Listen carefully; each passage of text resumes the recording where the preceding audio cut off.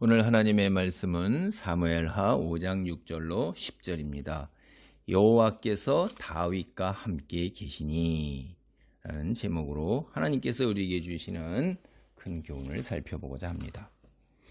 30세에 헤브론에서 이제 유다 지파의 왕으로 등극한 후에 7년 반이 지났어요. 그 7년 반이 지난 세월, 그때 이제 북쪽 이스라엘 지파 장로들이 다윗을 찾아왔습니다.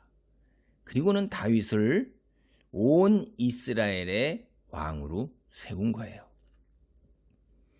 사실 이스라엘이 다윗을 왕으로 받아들인 것은 다윗이 왕이 될 만한 자격과 자질을 갖추었기 때문인 것입니다. 다윗은 어린 시절에 사무엘에 의해 왕으로 기름 부음을 받았습니다. 그 이후에 하나님께서 다윗과 동행하심을 드러내는 사건이 여러 차례 있는 것을 우리는 사무엘서를 통해서 알 수 있어요. 다윗은 하나님이 세우신 하나님에 의해 선택받은 사람이라 이 말이에요. 이뿐만 아니라 이제 세상적으로 볼 때도 다윗이 사울 왕의 사위입니다. 사울 왕가의 집안 사람이라는 얘기죠. 거기에다가 다윗은 사울 왕 휘하에서 이제 골리앗뿐만 아니라 블레셋을 물리친 군대의 장수였던 거예요. 그러니까 세상적으로 볼 때도 지도자로서의 자질뿐 아니라 그 능력이 이미 검증된 사람이라 이 말이죠. 근데 이렇게 모든 것을 다 갖춘 다윗이라 할지라도 왕으로 이제 온 이스라엘의 왕으로 등극해서는 이제 다시 한번 왕으로서 자신의 능력을 이스라엘에 드러내야 하는 이 부담을 지니고 있는 거예요. 이게 이제 현실적인 이야기죠. 왕이 되었으니까 이제 지금까지 제가 말씀드린 이야기가 다 그거는 과거의 이야기라 이 말이에요. 세상 사람들이 생각해 보세요. 당신이 과거에 그러했는데 지금은 라고 요새 사람들도 그렇게 표현하잖아요. 그러니까 지금 현재 왕이 되었으면 왕이 된 그 무엇인가를 이제 세상 사람들한테 과시하고 드러내야 되는 거예요. 왕의 능력을 백성에게 이제 보여줘야 하는 이런 부담을 다윗이 느끼고 있는 겁니다. 그래서 다윗이 내린 결정이 뭐냐? 예루살렘 정복입니다. 오늘 본문 사무엘하 5장 6절로 7절을 봅니다.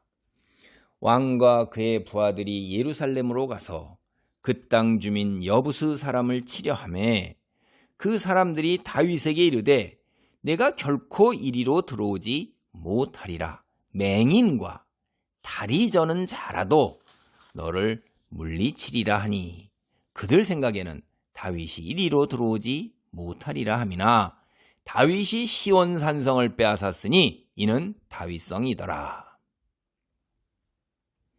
아주 오래전에 하나님께서 예언하신 대로 마침내 다윗이 37세 되던 해에 온 이스라엘의 왕이 되었어요. 우리가 아는 사실이에요. 다시 제가 말씀드리는 겁니다. 하나님의 예언대로 다윗이 왕이 되기는 했지만 그리고 과거의 행적으로 볼 때 다윗이 왕이 되기에 충분해요.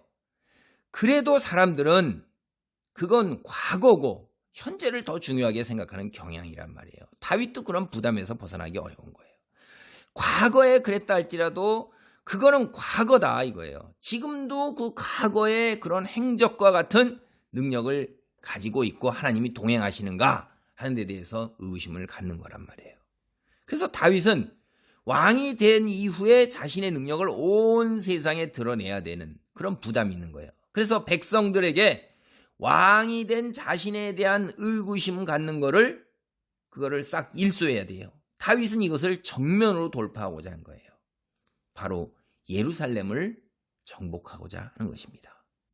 이게 자신의 왕된 능력, 이거에서 이제 군사적인 능력, 군사적 지도자, 이런 능력을 이제 과시하는 거죠. 온 세상에 다 과시할 수 있는 거란 말이에요. 무력, 이걸 과시하는 건데, 사실 왕은 이스라엘의 왕뿐만 아니라 세상 왕들이 목자 이미지라는 게 적으로부터 백성을 보호하고 그리고 돌보고 백성이 평화롭게 살 수 있도록 해야 하는 그런 의무라고 그럴까?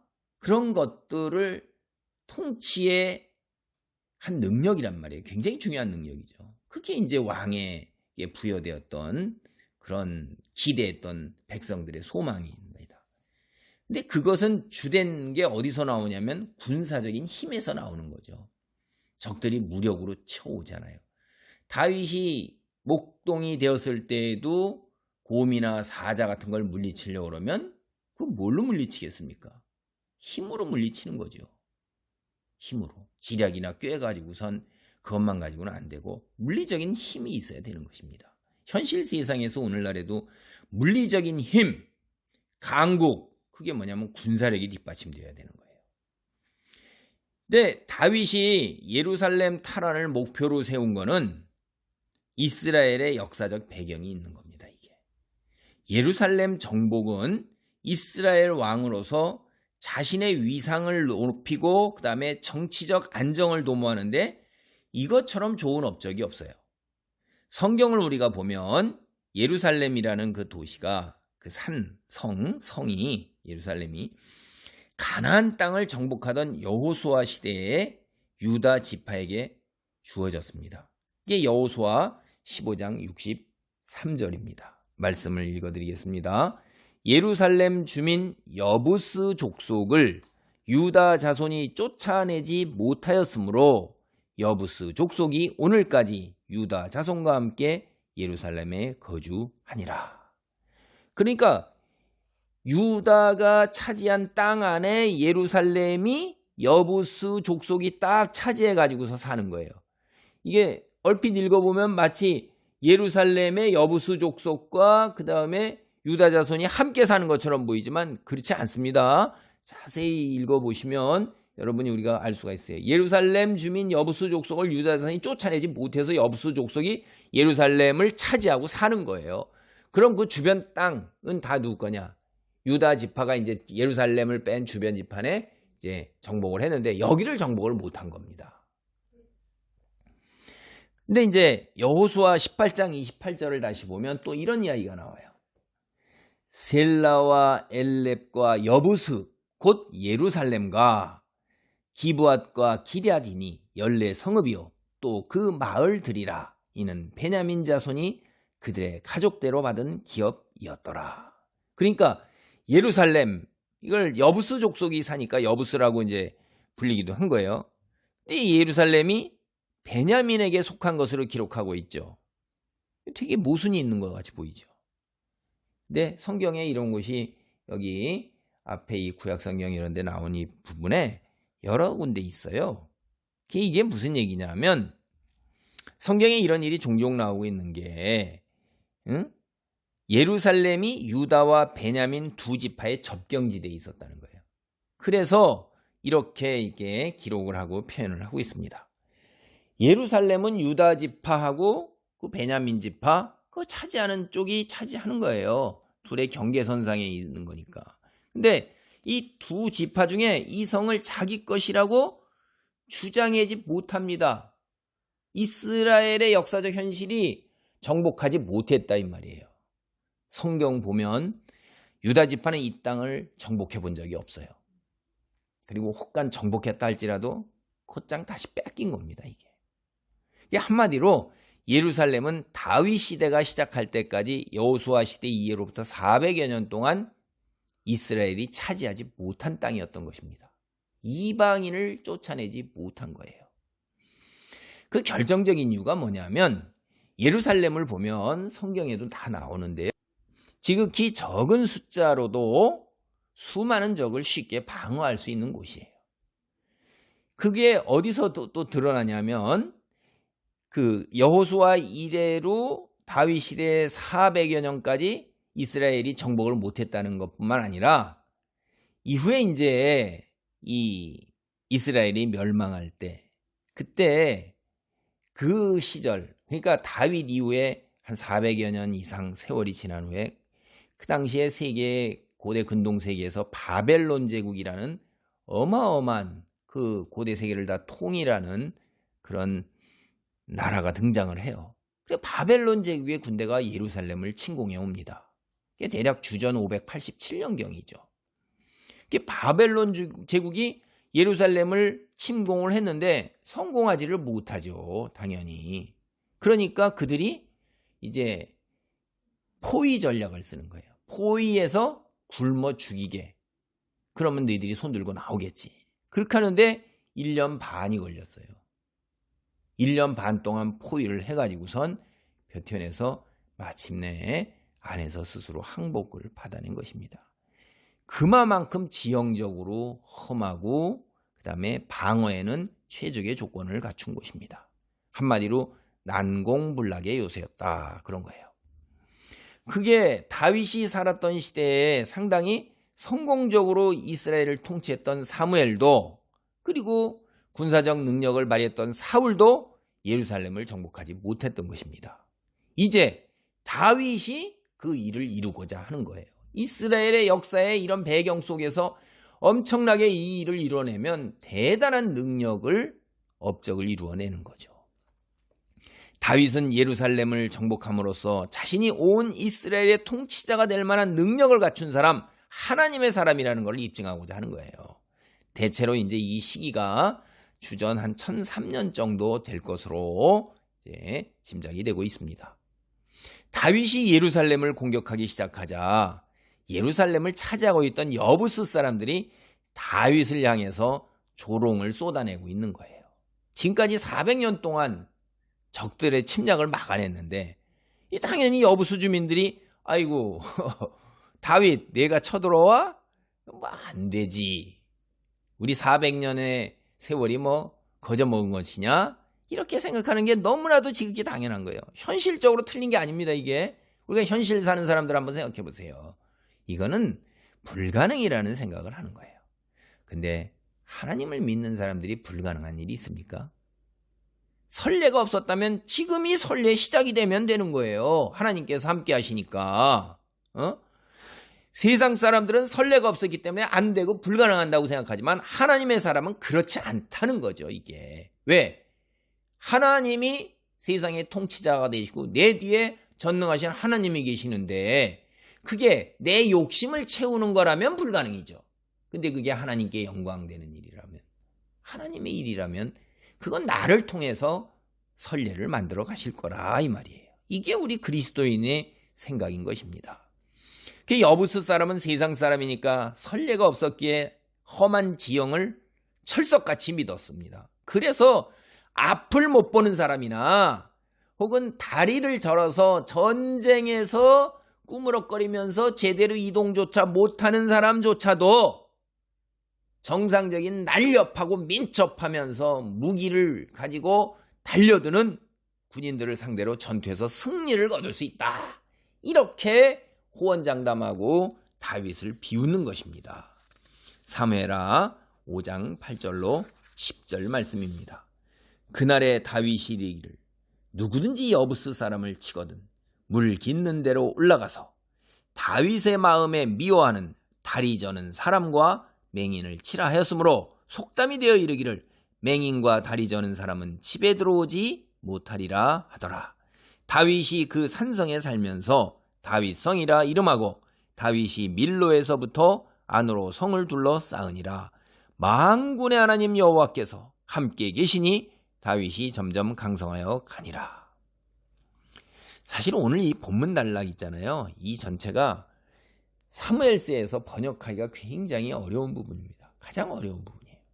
근데 전체적인 맥락에서 내용 파악이나 해석은 그건 어렵지 않아요. 한눈에 그냥 딱 들어온 거예요.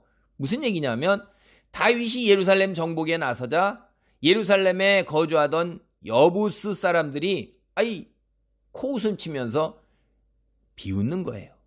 그도 그럴 것이 다시 말씀드리지만 지난 400여 년의 역사에서 이스라엘 사람들이 여부스 사람들에게서 예루살렘을 빼앗은 적이 없어요. 그러니까 그게 말이 안 되는 거죠. 너도 이스라엘 다시 또 쳐들어와? 쳐들어와봐. 뭐 한두 번 쳐들어왔겠어요? 근데 그래서 예루살렘 성을 정복했다고 침략한 다윗에게 맹인과 다리 저는 사람이라도 너쯤 물리친다 이런 얘기예요. 이게 정말 기가 막힌 이야기죠. 내가 너 새끼손가락 하나로 휙 할 수 있어. 아, 그래. 너 나한테 덤벼? 내 눈 감고 오른쪽 다리 한 다리 들게. 그냥 덤벼봐. 그래도 내가 너 이길 수 있어. 이런 얘기잖아요. 이게 얼마나 모욕적인 언사예요. 무지하게 빈정되는 거죠. 그래서 이제 이 말이 사실은 무엇을 의미하는 것인지 대해서 우리는 개략적으로 이렇게 딱 볼 때 이렇게 이해가 가죠. 이게 맞는 얘기입니다. 그래서 이 말에 대해서 개역 성경이나 공동 번역 성경이나 새 번역 성경이나 미국의 NIV나 혹은 NRS 성경 같은 것은 이런 예루살렘의 지형적 조건이 너무 독특하기 때문에 장애인들이라도 쉽게 침략해온 적군을 물리칠 수 있다. 이런 해석을 해요. 그런데 이제 또 이 킹 제임즈 버전 흠정역이라는 것은 너는 오직 장애인들만 이길 수 있다. 다윗 너는 장애인들만 이길 수 있다. 이런 의미로 해석을 하고 있어요.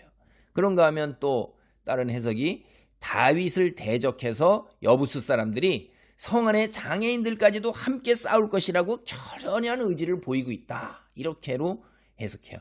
그만큼 이 본문이 번역이 이제 어렵다 하는 건데, 근데 전체 맥락에서 보면 예루살렘이 천연적인 난공불락의 요새다. 그래서 비록 장애인들이라 할지라도 침략자들을 쉽게 물리칠 수 있다. 이런 의미, 이게 이제 가장 잘 어울리는 걸로 보여요. 그래서 저도 이런 쪽의 해석을 받아들입니다. 근데 다윗은 하나님이 함께 하시는 사람이에요. 하나님이 세우신 사람이에요. 하나님께서 지략과 지혜를 주신 장수입니다. 그러니까 지금껏 해왔던 전통적인 방식, 성벽을 기어 올라서 성 안으로 들어가서 적을 물리치려고 하는 방식으로는 결코 예루살렘을 정복할 수 없다는 것을 다윗은 깨달았어요. 그러니까 다윗은 그걸 포기하고 새로운 시도를 모색하는 거예요. 이게 얼마나 창의적인 겁니까? 전통을 깨고 무엇인가 새로운 접근, 전통적으로 접근하면 이거 1대 10이나 1대 100으로 싸워야 되는 거예요. 그리고도 엄청나게 많은 희생을 치르고 성벽을 타고 기어 올라가기가 굉장히 어려운 거예요. 왜냐하면요, 이 예루살렘이 3면이 골짜기예요. 밑에 골짜기에서부터 쭉 계속 평지의 성이 있는 게 아니라 골짜기에서부터 험하게 올라가야 되는데 그 올라가서 거기서부터 다시 기어 올라가요. 물자를 가지고 올라온 병력을 이동하든 이게 굉장히 힘든 겁니다. 그러니까 이렇게 예루살렘이 400여 년 동안이나 정복을 안 당한 데 이유가 있는 것입니다. 성벽을 타고 올라가 전쟁하는 방식으로 다윗은 전쟁을 하지 않았어요. 수로를 통해서 성을 정복한 것입니다. 제가 말씀드린 것처럼 예루살렘은 북쪽만 제외하고는 골짜기로 둘러싸였고, 근데 높이가 해발 600m나 돼요. 이거 굉장히 높은 겁니다. 그러니까 외부의 침략을 쉽게 물리칠 수 있는 환경적 조건이지만, 여러분, 우리 사람은 뭘 먹어야 돼요? 식량을 먹어야 되는데 식량 없어도 한 달은 버티지만 물은 안 먹으면 사흘 버티기가 어렵잖아요. 이 예루살렘의 결정적 단점이 샘이 없는 거예요. 그러니까 성 밖에서 물을 끌어다 마셔야 하는 겁니다. 성의 동쪽에 위치한 기드론 계곡에 있던 기혼샘에서 물을 길어다가 사용했습니다. 이게 바로 이 성의 가장 치명적인 단점, 한마디로 아킬레스건이었어요. 이게 평상시에는 문제가 없죠. 물 길러 오면 되니까. 그런데 지금처럼 전쟁이 벌어지면 물을 기르러 성 밖으로 나갈 수가 없잖아요. 그러니까 물을 공급하는 특별한 대책이 필요한 겁니다. 그래 예루살렘 주민들이 수로를 만들어 놨는데 바로 그 수로를 통해서 기온샘의 물을 성 안으로 끌어들이는데 다윗이 바로 이 수로를 통해서 예루살렘을 정복한 거예요. 여러분, 우리 영화를 보면 가끔 무슨 특공대나 이런 사람들이 그 물이 흘러나오는 하수구나 뭐 이런 데로 통해서 침투하기 때문에 그것도 다 대비를 하잖아요. 그런 것들을 우리가 볼 수 있습니다. 마찬가지입니다. 그 수로 아니면 숨 쉬는 공기구, 지하 같은데 그런 데를 통해서 그게 가장 이제 취약점인 거죠. 그래서 다윗이 수로를 통해 성으로 들어가는 군사들에게 이 성을 지키고 있는 자들, 소위 맹인, 그리고 다리 저는 자들이라고 비유적으로 지칭했던 자들, 그렇죠? 성을 지키는 자들이 다 맹인과 다리 저는 자들이란 말이에요. 그런 비유예요. 그렇게 그런 사람들을 모두 다 죽이라고 그런 거예요. 여부스 사람 다 죽이라는 거예요. 이게. 응? 다윗을 조롱한 것에 대해서 생명을 내놓는 대가를 치른 거예요. 그냥 정당하게 전쟁을 하고 있지. 그렇게 사람의 가슴을 후려 파서 그렇게 그냥 그게 모욕하는 이런 걸 한 대가가 생명을 내놓는 거예요. 만약 그렇게 조롱하고 비웃지 않고 정상적으로 서로 힘껏 싸웠다면 정복자로서 자비와 긍휼을 베풀 수도 있을 거라는 거죠. 어쨌든 우리가 현실에서 잘 보면 우리가 정당한 경쟁을 할 때 상대편을 인격적으로 모욕하고 감정을 자극하고 도발하고 이런 일은 하지 않는 것이 굉장히 바람직하다. 당연히 그리스도인은 그렇게 해야 될 거라고 생각을 합니다. 어찌됐든 간에 이렇게 해서 다윗은 가나안 정복이 시작된 지 400여 년 만에 그 누구도 이뤄내지 못했던 대성과를 올린 것입니다. 다윗의 예루살렘 정복이 후대에 전해 내려오면서 이스라엘 사람들 사이에 맹인과 다리 저는 사람은 집에 들어오지 못하리라 이런 말이 생겼어요. 근데 이 말이 이게 무슨 말이죠? 아무리 읽어봐도 무슨 말인지 맹인과 다리 저는 사람은 집에 들어오지 못하리라. 그러니까 저나 여러분이나 혹은 다른 많은 성경을 연구하는 분들도 아무리 읽고 연구를 해도 이 말의 뜻을 바르게 이해하기가 어려운 거예요. 왜 그럴까요? 오랜 세월 전해 내려오면서 이 말이 만들어졌고 유행했던 당시의 정황이 모두 기억에서 다 사라진 거예요. 그런 것들을 기록해가지고 전해 내려오지 않기 때문에 이 말만 딱 튀어나왔기 때문에 우리가 모르는 겁니다. 그래서 이런 부분은 성경에서 여러 가지 해석이 난무해요. 이게 맞다 저게 맞다 내 해석이 맞다 모두 다 주장하는데 그게 다 모두 추측입니다. 신학자들 하는 사람들 다 그거 추측이에요. 그러니까 모르는 부분은 사실은 모른다 이렇게 말하는 게 정답인 거예요. 중요한 것은 정말 중요한 것은 이 말의 정확한 의미를 모른다고 해서 하나님의 구원 역사에 차질이 빚어지지 않습니다. 성경이 모순덩어리라고 되는 게 아니에요. 또 그것이 우리가 하나님의 백성으로 그리고 이 세상에서 빛의 자녀로 살아가는데 그 말을 모르기 때문에 우리가 걸림돌이 돼서 못한다. 이게 아니라요. 우리가 하나님 나라에 들어가면 이거 잘 몰랐던 성경 곳곳의 뜻 그거 다 정확하게 알 수 있어요. 사도 바울이 그렇게 얘기했잖아요. 희미한 것으로 보나 그때는 뚜렷하게 보게 된다고. 다 아는 겁니다. 우리 들어가면.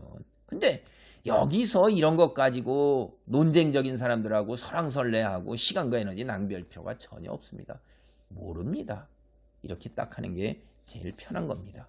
해석은 이러이러 저러저러 요러요러한 것들이 있어요. 라고까지 얘기하는 사람들은 그건 학자들의 목이고 우리는 그렇게까지 나갈 필요가 없어요. 이제 보면 예루살렘이 그래서 다윗 왕국의 수도가 되었어요. 이게 참 기막히고 절묘한 선택입니다. 만일 다윗 왕이 북쪽의 도시를 수도로 삼았다면 유다 사람들이 우리가 먼저 당신을 30세에 왕으로 세웠는데 대단한 소외감을 느낄 거예요. 느낄 수밖에 없어요.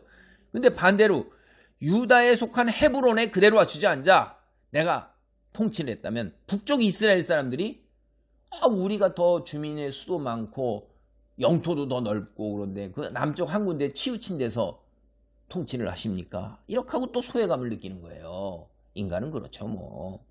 그래서 다윗이 이스라엘 역사에서 지난 400년 동안 이스라엘 사람들에게는 무인지대였단 말이에요. 거기가 그 예루살렘을 점령함으로써 왕으로서 자신의 능력을 과시했어요. 동시에 온 이스라엘을 통치하는 데 있어 가장 적합한 수도를 얻어내는 것입니다.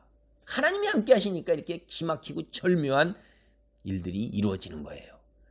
그리고 더군다나 앞서 우리가 살펴봤죠. 예루살렘이 지형적으로 그 어떤 도시보다도 외부의 적을 능히 방어할 수 있어요. 그러니까 왕국이 튼튼하게 유지될 수 있고 또 그 어떤 도시보다도 이스라엘을 남과 북의 중간에서 효율적으로 통치할 수 있는 지정학적인 위치에 또 있는 거예요. 하나님은 우리에게 함께 하시면 이렇게 대단한 것으로 우리를 채워주시는 것입니다. 다윗은 예루살렘을 왕국의 수도로 정함으로써 유다 지파에 특혜를 베푼다는 의혹도 씻어내고 북쪽 지파만에 우선적으로 한다. 사람이 많고 영토가 크니까 우리한테 신의를 저버린다. 이런 유다 지파의 섭섭함도 덜어낼 수 있고 이스라엘을 효율적으로 통치할 수 있고 외부의 침입도 막아내면서 왕국을 굳건하게 세울 수 있는 거예요.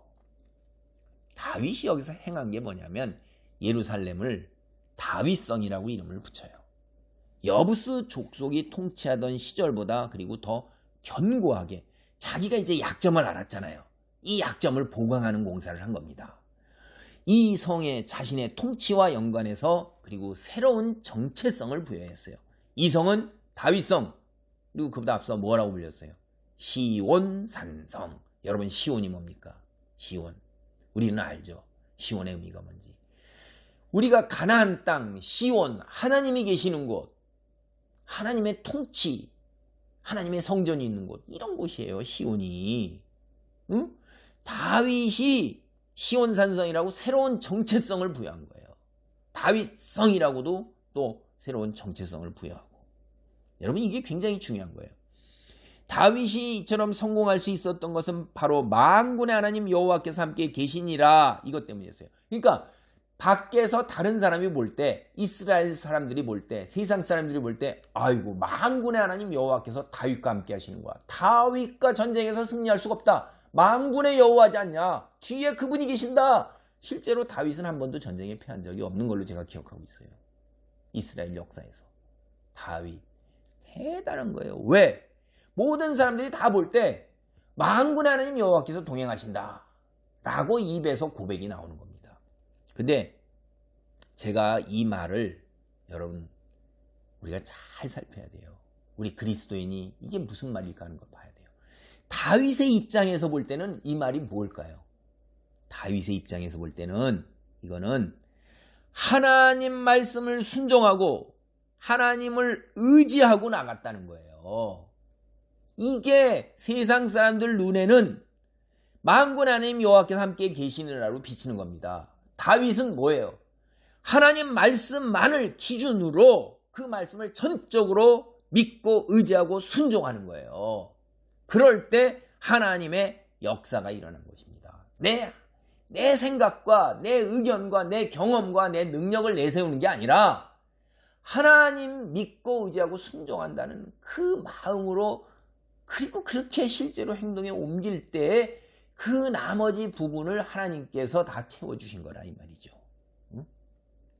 그거 잘 보셔야 돼요. 우리 그리스도인은 어떻게 살아야 돼요? 세상 사람들이 볼 때 아우 쟤는 하나님의 사람이야. 아우 하나님의 거룩한 성품, 성경에서 이야기하는 사랑의 사람이야.